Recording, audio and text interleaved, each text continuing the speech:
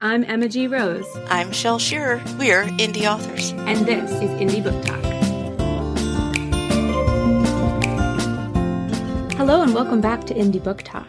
Today we are super excited because we have the author of a book that we reviewed not so very long ago. You may remember us mentioning Nicholas Woode-Smith, who is in Cape Town, South Africa. He is the author of the Kat Drummond series, and he has come to tell us all his secrets. Nicholas, welcome to the show. Thank you for having me. I'm very excited. For secrets, well, there wouldn't be much secrets if I was to share them on the air, but I'm more than happy to discuss my writing and my books. I was going to say, you can't share any secrets because I haven't finished it yet. So, yeah, this has to be a spoiler-free interview because Shelley's on like book 7 of 1,000. So yeah. So anything past book 7, shh, quiet. I'm going to have to try.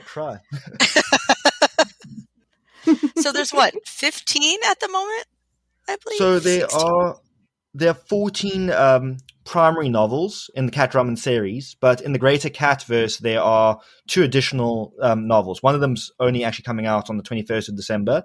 The paperbacks are currently available just because I released them earlier, so then my early bird reviewers can review it, and then it syncs to the ebook. You know, all that industry stuff. But yeah, so there's the 14 books in the main series.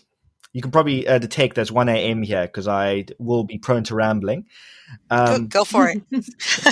So Blood Hunter is one of the spin-offs, which follows one of the side characters and kind of propels him into becoming his own major character, semi-protagonist. Ooh, who? And I would call it a spin-off, but late in the series, it ends up becoming almost required reading. No. You got to tell me who it is now. Who gets this side series? Who is it?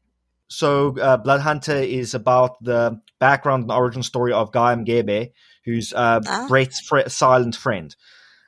So he's very quiet up until a point, mostly because, he's very stoical. He mentions things here and there.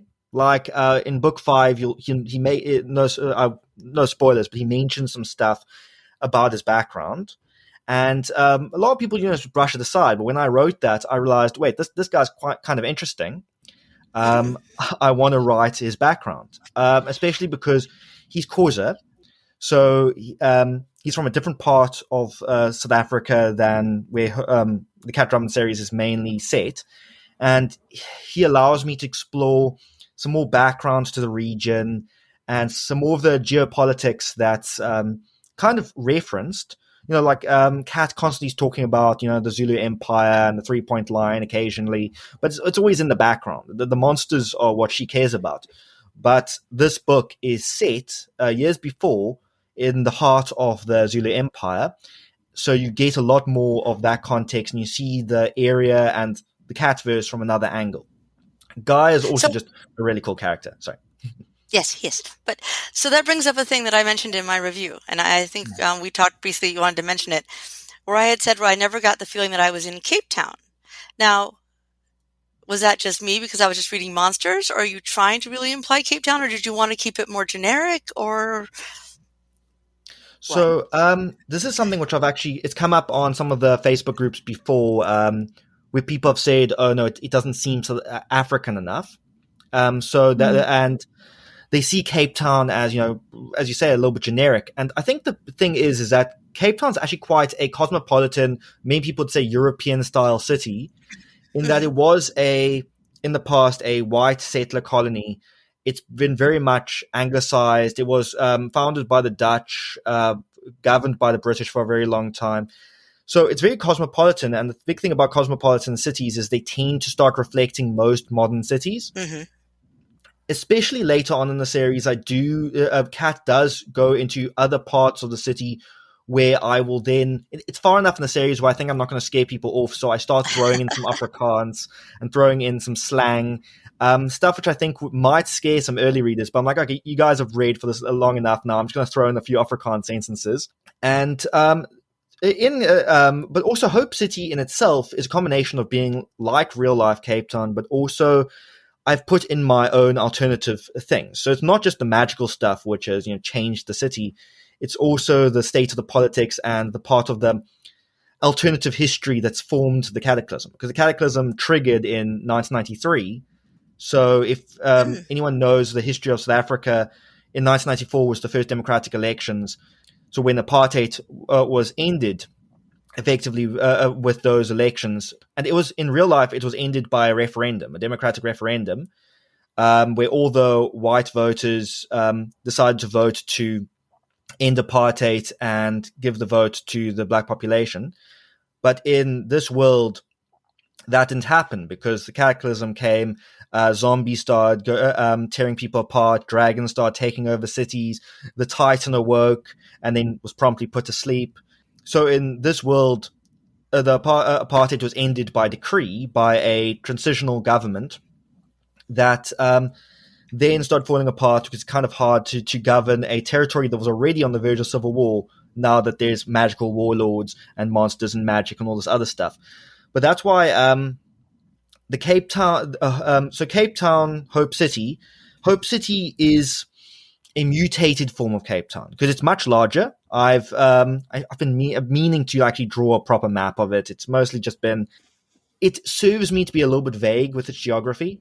So because it allows me to make changes. Yeah. Yes. But I do want to make a map, especially how far it is. It's much larger. The population is bigger, mostly because people have had to flock there because it's not safe to be in the smaller towns anymore. Okay. And but the reason why it might seem, I think, generic is that to a large extent, maybe it is. It does feel very different from the rest of South Africa. It's very English. It's very modern. A lot of people say it's a first world city in a third world country. And but where I try to actually show this in the books is that Hope City is a very eccentric place. It's a very you probably see this in the way that politics works, that it's constantly on the verge of an apocalypse, yet the people just muddy along. They're more concerned with bureaucracy or just petty contracts and just the letter of some arbitrary law that no one really cares about than finding an actual answer to monster attacks or trying to discover the nature of the arcane. And this eccentricity is a combination of the fact that Cape Townians are very eccentric in real life. And I say this as one. The rest of South Africa sees us as very eccentric. There's a lot of maps where it says South Africa according to Cape Townians. It just shows a small little dot in the corner where Cape Town is. This is Cape Town, and then it shows everywhere else is just Johannesburg, which is our rival local city. We do eccentric, so we're good with that. It sounds like you have an incredibly obviously you're like 14 books in now, so you have a very well-developed universe and setting and all of that. But when you started writing this, did you know that you were going to write 14 books? Did you have a plan to make this a long-term series? Or did it just sort of take you away and decide that that's what it was doing? So I knew that I wanted to do 15 or 16 books, and I vaguely knew where I was going to go. Now, in the first planning stages when I was brainstorming and I knew I wanted to write an urban fantasy series, it's very different from that. The main premise is still similar. I wanted a university student with a ghost inside her head who hunts monsters, but a lot of stuff has changed from there. There was going to be like a dragon shifter, and there was going to be a love triangle involving Treth, but after writing the first book, I realized that wouldn't work. So that's why because I think anyone who's read the first book will know that would be kind of creepy. It just didn't work. I concur. So why did you set out to write such this is a huge undertaking and it's a time-consuming undertaking. What was it about this long-term series that really made you say, yes, that's where I want to spend my time? I think it's just because it lets me say a lot. And I like the slow burn plot lines. I like a book where there's a reference in one earlier book and then and finally the reference is fulfilled 5 books on. I like that idea that you're being absorbed into this epic plot, this epic conspiracy that takes a very long time to fulfill, but it will be paid off. With the Cat Drummond series, I initially went into it thinking it's going to be episodic because that's what I thought a lot of other urban fantasy series are like. But that's just not how I like writing. So that's why I put in the overarching plotline of the Conclave and the Mentor, and how it ended up forming into arcs where you'll meet a character in one book, and then like 4 books later, you finally get their actual book. Because I want that time, so you get to know them and you get to appreciate them. And I think that when it comes to pacing, the best way to actually appreciate a character or a plotline or a setting is just to read a lot about it. It takes a very good writer to be able to immediately make you appreciate a setting and a character with such a short book. And I don't know if I'm good enough to do that, so I just write a very long series. So you plan to do this long series from the start, and now you've written a long series. Is there still more Cat Drummond to come, or are you now going to branch out into something else? I know you also write another series, Warpmancer, I believe. So 2022, my plan is to quickly jump back to my sci-fi series, Warpmancer. The plan was initially going to be to write 6 books of Cat Drummond and then go back to the sci-fi, finish it, and then come back to Cat Drummond. But then I got a little bit ahead of myself because I really enjoyed writing about Cat. I like a lot. It does mean I've left my sci-fi fans hanging, and it's very unfair. Oh, no. The problem is there's very few of them because that was my first series. I didn't know what I was doing. And admittedly, as much as I like writing about sci-fi, I understand very little about the genre. So it's more like fantasy in its format, but then throwing in like laser guns and robots and stuff. Which is bad. There's nothing wrong with that. There's nothing wrong with you could even throw in a dinosaur or something. I mean, whatever, go for it. Yeah. Shelley loves dinosaurs. I'm going to be trying to rebrand that and effectively trying to make it marketable so I can have this extra series while also writing the final 4 books in that series and then releasing it. The final book in the series is actually called The Promised End, which is a reference to something that one of the villains is the title of the villain. But also it's because I've promised my readers I'm going to end this damn series. This raises an interesting question, which you were, I think, starting to answer, in that I was wondering how many books did it take for you to feel like you had traction with Cat? Like, how many books did you write before you felt like you had a fan base, you had an audience that was eager for the next book? So, when I did Cat, I initially started it seeing as this is going to be my business book. I'm going into this seriously, unlike my sci-fi ones.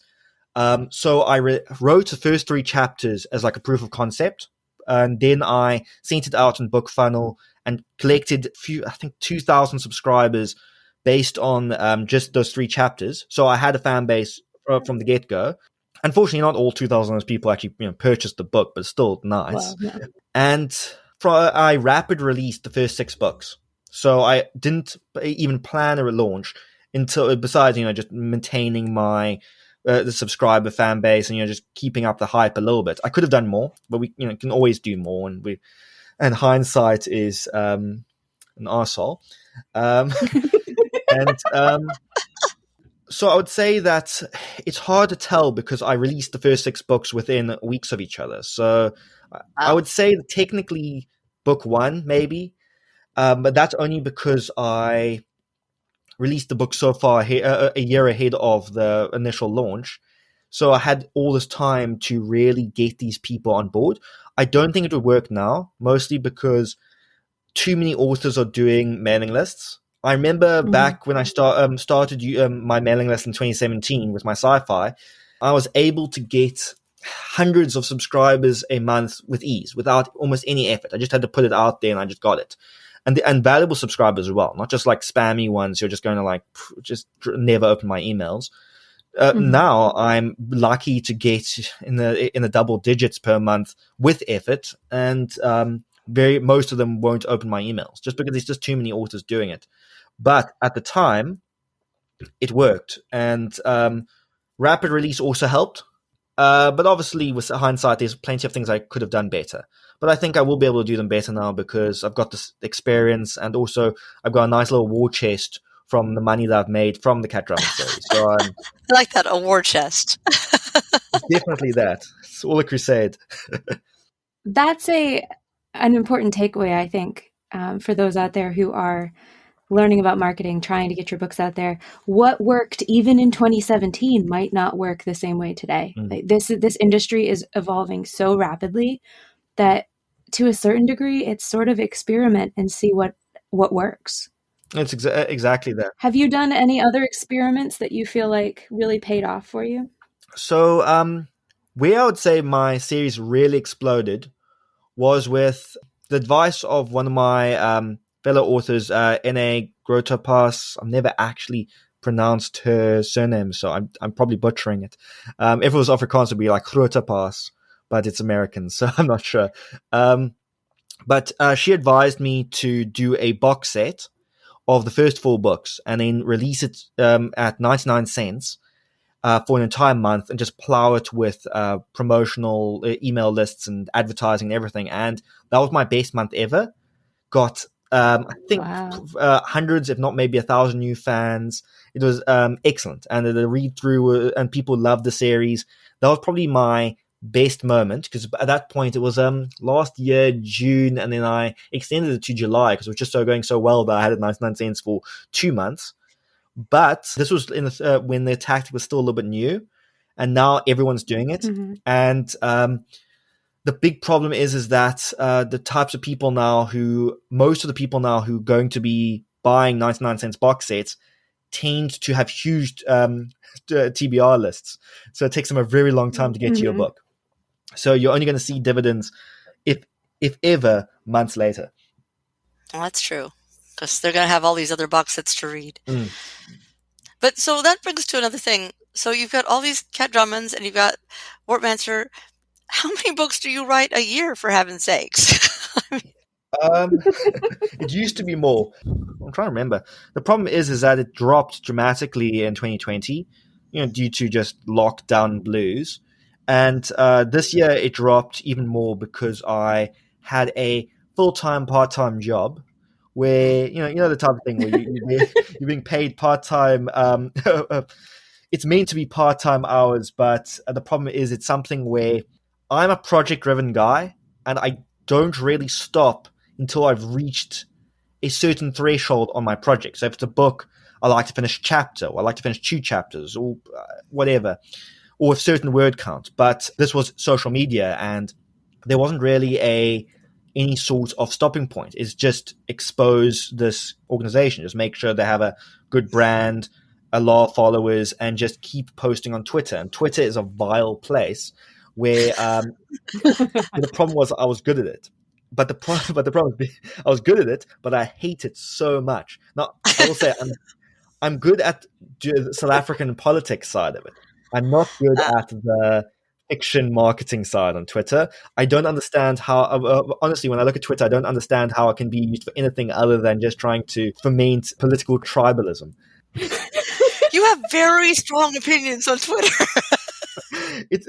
I was, for most of this year, I was being paid to go on that cesspool. So what social media, if any, do you use? I do like Facebook, and the reason I like Facebook is just because of groups. I like the way the groups work, because they're the closest thing we have. Now, obviously, like, forums and stuff still exist, and we still have Reddit, but those have very niche audiences. But Facebook groups are the closest thing we have to those old forums that I used to enjoy when I was in high school that people actually use. Is there a Cat Drummond Facebook group? Yes, it's Cats Crusaders. So it's facebook.com/cats.crusaders. Cool. Yeah. So Shelley's signing now. Okay. So yeah, I like Facebook a lot because of that. I think there's a lot wrong with a lot of social media, but it's here. There's no point, trying to get rid of all of it. Unless it's Twitter. We should get rid of Twitter. I also tried TikTok, but the problem is I hated it so much. I'm like an old man, but I'm only like 26. It's like, get off my lawn. Yeah, exactly.